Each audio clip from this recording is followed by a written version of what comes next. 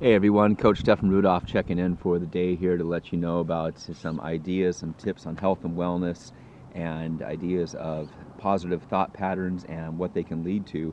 I was just finishing up a workout this morning here and started using my journal more and more when I'm working out. Usually some people will deal with thoughts and ideas, or it comes to them in life, maybe while they're in a shower, or they're working out like I do, or they're running, they're active. The dopamine sets in, we come up with thoughts, ideas, what we want to do. That's just exactly what happens to me every day that I'm working out, whether it's playing racquetball, running, especially in the gym. And that's when I got this journal here and started being more productive with my thoughts and taking action on them. Because some of this that comes into mind when I look at my life and what I've gone through and grown through in life, what you go through, what you grow through, two different areas, because I started taking action on my mistakes, taking actions on my inability to see what was going on. It's called repetition, the insanity that I was going through, and more started journaling and coming up with ideas about what to do with life.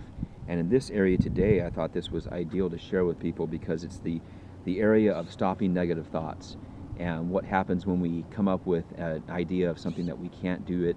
I'm not able to complete this set, whether I'm working out. I'm not able to take action and complete this goal that I want to. A lot of this comes when we stop negative thoughts before they grow. So stay focused. Stay focused on what you're positive about. A lot of us, and everybody can relate to this and will relate to this. We realize if we have someone negative in our life, something going on in our life that's negative, that is bringing us down, we'll catch ourselves in this thought pattern going on for 2 minutes, 3 minutes, 4 minutes, an hour, all day.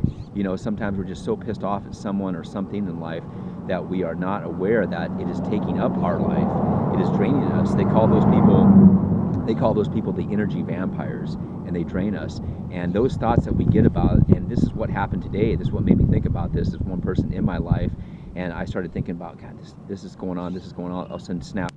I just said, no, what is good about my life right now? I'm working out, I'm feeling good, and I started journaling, just saying, this is what I'm positive about. So here's the difference between the heart and the mind. The ego itself controls our mind and controls these thoughts. This is what I'm writing down right here this morning. The heart fights the mind. The mind is the computer, the heart is the programmer. The heart fights the mind. So the ego that has been programmed us, the mind says do this, do that. And if we get into a rut and we're not listening to our gut instinct, it's called the heart, when we point at ourself, where do we point? Point at the heart. Point at yourself right now. And if I ask you to say point at yourself, 100% of the people, I guarantee, will be pointing at their heart. You're not going to be pointing at your head or pointing somewhere else. And there's nowhere else to point, because this is who you are. The heart controls the mind. This is the program that we have. The heart is the programmer. If the programmer does not keep up on the system, viruses hit it. So these viruses are called excuses. This is what I've come up before. Some of you may have seen this before, but excuse the excuses out of your life. Excuse the excuses out of your life.